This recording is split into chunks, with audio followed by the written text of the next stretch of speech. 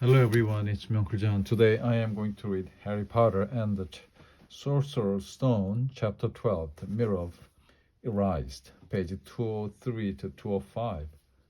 Hey, what's all this noise? Percy Weasley stuck his head through the door. Looking disapproving, he had clearly gotten halfway through unwrapping his presents as he too carried a lumpy sweater over his arm, which Fred seized. P prefect. Get it on. Percy, come on. We're all wearing ours. Even Harry got one. I don't want, said Percy thickly, as the twins forced the sweater over his head, knocking his glasses askew. And you're not sitting with the prefect today either, said George. Christmas is a time for family. They frog marched to Percy from the room, his arms pinned to his side by his sweater. Harry had never in all his life had such a Christmas dinner.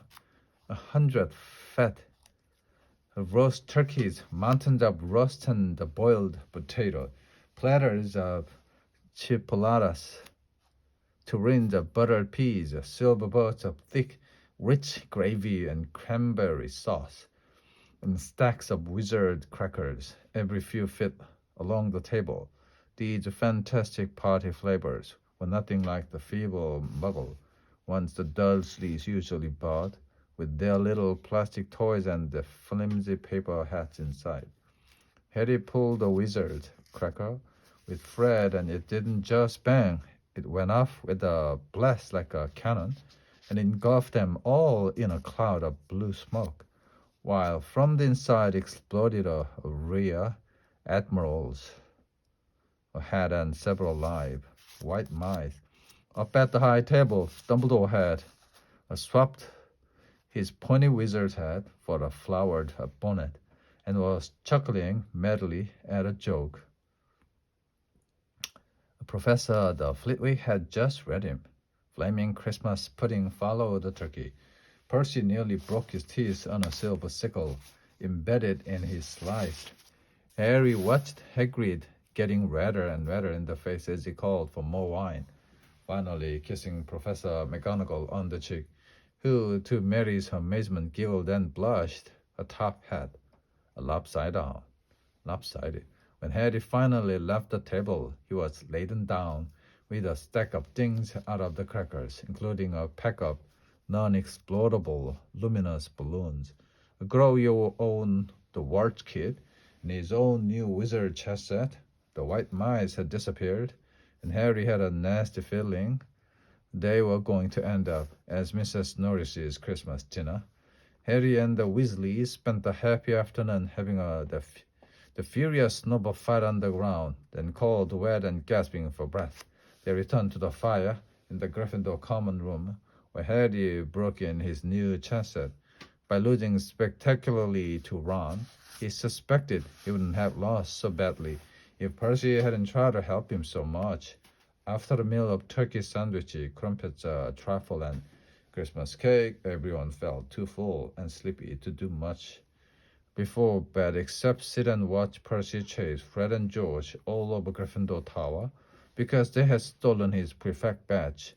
It had been Harry's best Christmas day ever, yet something had been nagging at the back of his mind all day. Not until he climbed into bed was he free to think about it. The invisibility cloak and whoever had sent it. Ran full of turkey and cake, and with nothing mysterious to bother him, fell asleep almost as soon as he had drawn the curtains of his four-poster. Harry leaned over the side of his own bed and pulled the cloak out from under it. His father's? This had been his father's? He let the material flow over his hands, smoother than silk, light as air. Use it well, the note had said. He had to try it now. He slipped out of bed and wrapped the cloak around himself. Looking down at his legs, he saw only moonlight and shadows. It was a very funny feeling. Use it well.